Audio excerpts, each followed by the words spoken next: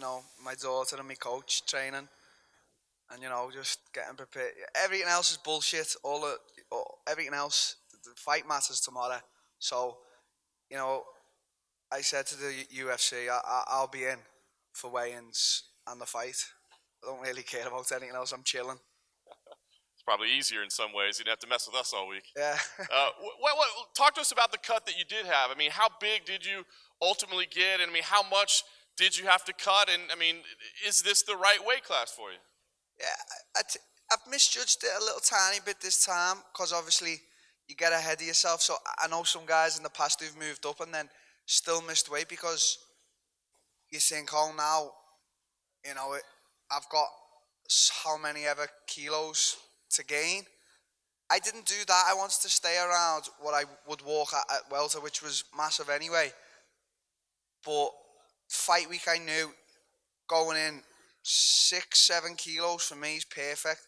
With more energy levels, for welterweight, it was 3, 4 weeks out. I'm practically starving myself and walking around with no energy, no motivation to train. You know what I mean? So the only little bit of lack of energy I had was halfway through the weight cut last night. I was like, oh, I could feel my energy gone because no calories. But this week I've been on fire. I've had a training week, so this is a good weight. And I'm happy with the cut, with everything. I'm happy with this week. I'm just so happy. I know you're not much for, paying attention to excuses or anything, but I got to ask you, the weight cut for Kelvin, the weigh in this morning, have you had a chance to review the tape, the photos, everything that's out there? And what do you think? Lay it to rest. Did the man put his elbow on Rafael Cordero or not? Obviously, I've seen it. Everyone's been sending me it. Listen, if he did, if he didn't, it doesn't matter to me because my coach told me, a long time ago, any man over 70 kilos should be able to defend himself against any man, especially in the octagon. So for me, I'm not looking into it yet. I've seen the video. Did he or didn't he? I couldn't give two fucks. I'm here to fight. If he was 5 or 10 pounds over, if he was actually on weight, it just doesn't change my world in any way. I'm here for what's fair. I'm here for what's right. I'm here to take what's mine fairly. I'm here to earn what's mine fairly. I don't want no money. I don't want nothing. I just want to fucking fight. Nice. Last thing for me, Darren. I mean, listen, I know you've always said you just want to be known as the greatest fighter alive, and that means beating everybody. But there are no easy fights in the UFC, but there are certainly easier fights than this one. I mean, what is it about this fight? I think everybody thinks you're crazy for taking this and maybe not taking, quote unquote, a warm up fight. That's why they're not fighters, because they think I'm crazy. To me, it's the norm. I've said, in my opinion, he's top three in middleweight. You look at the last fight he had with the now current champion Israel. I got in this to fight the best, and there was one little opportunity there to fight Kelvin, and I'm taking that road. I'm not taking the high road to anywhere else. You know what I mean? I'm taking that road. I'm taking a big chance. People, this could be, a lot of people, 90% of the people are writing me off. This could be his third loss. I've said it. I just don't really give a fuck. Darren, just down here. Obviously, Kelvin is a former welterweight as well. So, how do you see yourself matching up with him in there, kind of both physically and stylistically? I think it's a bit new now for me. Being at middleweight, he's been here a while, and he's obviously feeling the difference in moving up with these bigger guys. But if you look at me, you look at my posture. I'm a natural middleweight. I'm probably not the biggest right now. I don't want to be the biggest. I started out as a welterweight in MMA, and I wanted to finish as a welter, but it just wasn't possible no more. Every fight, building more muscle. Every fight, a bigger weight cut. It was just not good for me. So now, at middleweight, and I'm fighting one of the best. I think it's more brand new to me, but I size up well against him. I know he's smaller than me, but he's obviously beat all these guys in the middleweight because he's got something. He's talented, he's strong, he can take a shot. I think it's a good matchup. And you said before, previously, that you didn't want to bulk up too much. You wanted to keep the speed. So, how do you go about doing that? I just think don't get too ahead of yourself. Like, this weight cut was fine. I want the next one to be even better because I don't want to be like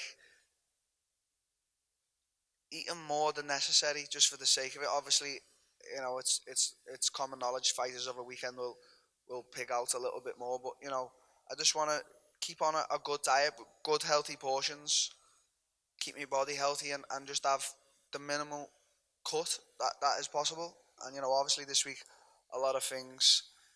Maybe it was a little bit more difficult because I was probably holding about 2 kilos of water off my flight, and I was a little bit jet lagged. I'm still jet lagged, but all is well. And how do you see the extra weight impacting your performance on Saturday? I think I'll have more power. I think I'll have more power, and I just think that if I can keep all the same qualities from welterweight, that's good for me. So keep the speed, keep the power, a little bit more power, keep the movement, and I'll be faster than all these guys. So that's like the plan, really. Hey Darren, I think before this fight, everyone thought a good win would put you at the top of middleweight. Now that Paulo Costa's apparently injured, do you think a solid, maybe even a finish, puts you against Israel Adesanya next? Yeah, if it does, great. I don't feel like I would deserve it, but who am I to say? I remember when I fought for the welterweight title, I didn't campaign for that, and they put me in. I want to, as I said, I want to earn what's mine, and I want to do it fairly. I feel like a lot of guys are in front of me. I would take the Israel fight in my hometown, Liverpool, Anfield, for the fight itself, for the way me and him match up, for the location, for what it would be, for my legacy and his. So I beat Kelvin tomorrow. Maybe there could be talks of it, but it wouldn't be for the belt for me. It would be for it'd be to fight him. Him as a fighter. Obviously, I know the belt will be on the line, but I feel like there's a lot more guys in front of me. I'm new. I've got to make my mark and make my stamp on this division. Alternatively, if it's not you, there is talk of him fighting Yoel Romero. I know in the past you've perhaps mentioned that Yoel's a bit of an intimidating guy. Have you thought about the fact that now you are in middleweight, you may actually have to fight Yoel Romero? I'll try and avoid that fight, maybe. No, I'm like my wrestling coach is like a massive fan of Yoel, and I am as well. I follow him on the social medias, and he's just a strong, solid guy at his age still, and he's a solid fighter. Don't get me wrong. If Dana come to me and said fight him on 2 days' notice, I'd still fight him. But that in my opinion is a tough fight for anyone in any weight. Yoel's a tough guy. If Israel and Yoel do end up fighting, how do you see that fight actually playing out? Do you think your boy can pull away with it? I can't look past this. A lot of people. It's mad because even after he beat Whittaker, there was just so much talk of this next guy will beat him. You can't keep saying that when the guy keeps beating everyone. Then you have to step. I remember before Conor fought Jose Aldo, and I doubted him a little bit. And then when he done that to Jose, I was like, I'll never doubt that guy ever again. And it's sort of the same thing with Israel. How can we keep doubting this guy when he just keeps beating all these guys, and now he's the middleweight champion? So I think it'd be a tough fight. And as I said, I'm a big fan of Yoel. But I just can't look past Israel against him. I just think he would edge out a win. I don't think he'd stop him. I think Yoel's made of some stuff, like steel or something. But I think he would edge it out. I really do. Thanks, Daniel. Darren, down to your right here. Yeah. You're right, man. A couple of weeks ago, you said that you weren't letting the magnitude of the occasion get to you, and that you'd reflect on it in years to come. But now that you're here in the Big Apple, in the most famous arena in the world, is it getting to you a little bit? Are you taking it in a little bit? Yeah, I think it gets to everyone. I'm taking it in. It's surreal for me. Not only am I fighting at MSG on probably one of the best cards of the year, I'm co-main in it. So I've got to step back and chill, and that's what I mean. I'm just chilling and taking it in. I've got no pent up energy or anger. I'm just chilling. I'm just looking forward to everything. And I know you touched on it a bit before there, the prolonged travel issues, and now a lot of people seem to be doubting you a bit more. What's your message to them? It's all bullshit. It doesn't mean anything. You can tell you as a fighter, you can tell yourself that it means something. I'm jet lagged, or I had a hard weight cut, or I've got this type of problem with an injury. But at the end of the day, it's all bullshit. It's, if you're here to fight, you're here to fight. You're okay. I'm carrying injuries. The weight cut was a little bit hard. I'm jet lagged. I'm here to fight. No excuses. No nothing. Go in there and fight and give your best. And that's it. And to people who are doubting me, just keep doubting me. I just couldn't give a fuck. I just couldn't give two fucks. And final one for me. What did you make of your face-off with Kelvin? And did you see anything when you stared into his eyes? I don't like to look into it, but I just see a confident guy there who knows he can beat anyone on earth. Same as me. After 2 losses, yeah, your confidence does dip a bit. But when I'm stood in front of another man, I know I've got the potential to beat him. So, I think he's here and ready. I'm here and ready. That's it. That's it. Let's make a great fight. Cheers, man. Thanks. Hi, Darren, up here. So I know you mentioned that you don't really care that much about Gastelum using, let's say, questionable techniques to make weight this morning, but you're telling me that you were here, jet-lagged, made weight the honest way, and there's no part of you that's at the very least irritated that he used controversial ways to make weight when you did it the honest way. It just is what it is. If he did, if he didn't, we'll never know. We'll never know. It's that. If it was like we were talking 20, 30 pounds, I'd be like, come on, you're taking the fucking piss. 10 pounds, but if he has cheated, it's only going to be a pound or 2 or what, 3. Well, Jennifer Maya missed weight. She pays 25% of her purse to her opponent, and Yeah. that could potentially have been you getting 25% of Kelvin's I purse. think I am getting 25% of it, but I don't want it. It's not mine to take. It's just give it to someone, give it back to him, whatever. It's as I've just said, I'm here for what's mine fairly. I want to earn what's mine fairly. I want to go home and look at my paycheck and know that I earned that fairly, even though the government take a fucking shitload of cash, which I don't think's right. But that's it. Give it to the heavyweight's daughter who's missing. Help a good cause. Give it back to him. He's got mouths to feed. For me, it's indifferent. I just couldn't give a shit. All right, and a final one for me. You mentioned Israel Adesanya. I think, he's really taking the MMA world by storm. No one's been able to solve that puzzle yet. That could be a future opponent for you. What do you think is the key to defeating Adesanya? Truthfully, right now, I don't know. He's beating everyone, but you've got to go in there and stick to your game plan. I know I'm a talented individual. I know I've got the skills to beat anyone. I truly know that. It's just whether there in the moment, you do that. You do what you're meant to do there. Not get dragged out of it. Not get dragged into another game plan. So I think there's things there to beat him. But right now, he's unbeaten. So it's like Floyd Mayweather said. I remember Oscar saying that he gave the remedy to Canelo. But how can he give the remedy when Floyd beat Oscar? There was no remedy. He retired unbeaten. There was no remedy ever to beat Floyd. So right now it looks like there's no remedy to beat Israel. He's there. He's beating everyone. But what can I say? Darren over here, in the back. Kelvin's never been knocked out in his career. Do you look at that challenge, and does that add a little bit more to this fight, knowing that you could be the first guy to finish him? At welterweight or middleweight, I've got serious power in my hands. People have seen that. And he's been in a lot of wars. He's fucking Mexican, isn't he? Them Mexicans, you gotta watch out for them. Look at what Andy Ruiz did to Joshua. They just love eating Snickers and and fucking punching people in the face. So I think he's a tough guy to knock out. But I think I've got the tools. I carry serious power at welter and at middle. I'm sure my power will be more now at middle. So we'll see. I think it's possible. Definitely possible. Does the strategy change at all just because he is so durable? I think you just have, he's tough and he's fit. So you have to know going in there whether it be 3 or 5 rounds. You got to be fit for the 5 and the 3, and you've got to know that he's going to take a lot of hits. He keeps coming, keeps coming. he'll try and impose his will. So you just gotta be headstrong with that. Impose your will. Be fit. That's important. And you know, one will be winner. You talked about Israel Adesanya. What was your reaction to him beating Robert Whitaker when you watched that fight?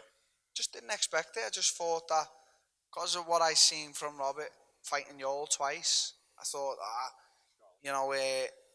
Israel can possibly win this, but it's going to be tough with Whitaker the way the role he's on, and then he does die. That's why I mean, like, right now where it stands, there is no remedy to beat Israel. So why is everyone doubting? Why does everyone keep saying the next guy? Until he gets beat, let the guy just fly. Let him fly. You know what I mean? It's people are so quick to forget things. You know, I'm coming off 2 losses, but what about before that when I was just destroying everyone in front of me? You know, in and out the UFC. Now I see sometimes people say, why is Till in the UFC? That doesn't make no sense because I'm coming off 2 losses. It's just people are so easy to like jump on something and criticize and say stuff. And last one for me, you're wearing the Knicks jersey. Are you a basketball fan at all? I've watched the bare minimum. I know I'll probably get I like the honesty. a few haters for saying that, but I know LeBron James. That's it. But I got a present off MSG. It's got my name on the back, so it's a nice gift that I'll get put in a frame in my house, and I'll remember all this. So I appreciate that from the garden. Hey Darren, right here. Yesterday at Media Day, Kelvin told me that he heard in between camps that you got a little big. With the late week and the whole situation, do you believe the way the whole weigh-ins played out today that it actually benefited you and worked to your advantage when in turn the whole talk was about weight cutting and you coming off the plane before? Yeah, it's just it's like Chinese whispers, rumors, in it. It's just you can't do nothing about it. It's like someone's opinion of yourself. You shouldn't get wound up over it because there's nothing you can do to change their opinion. So don't stress over it. So it's it actually worked in my favour. This week, as I said, I was just chilling. I didn't have to do anything. No one was waking me up. I was waking up when I wanted, training when I wanted, going to bed when I wanted, and just enjoying life. So, as I said, I think the only problem, if there was going to be a problem, would be maybe the energy levels in the water retaining coming off the flight, which the doctor looked at me and he was like, he could tell I was holding a lot of water. And at that time, I'd cut my water off and he was telling me to drink, to push the salts out and that. But, I just got on with it. The last kilo it was a little bit of a struggle. Like when I say struggle, it was like, I have to do extra 10 minutes in the sweats. That's that. I could show you some struggles, and I'm sure you've all seen the videos of when I was making welterweight. They're what you call struggles. So I've been through that. So for me, an extra 1 or 2 kilos right now at this weight is no problem. I know the fight week didn't go as planned, but now that you have made the weight cut at middleweight, It did go planned, as I planned it. do you believe that middleweight is going to be your permanent home? I hope so. I feel healthy I matured a little bit as a human being and as a fighter. Instead of absolutely trying to kill myself and my health to get to a weight that it was just not possible anymore. Now I've come up. And if I can just be a little bit more clever, not bulk up too big and just stay at a nice weight, where it's a few kilos cut, you've still got energy the day before weigh-ins and stuff like that, and that's the way I'm going. That's the road I'm going. Darren over here.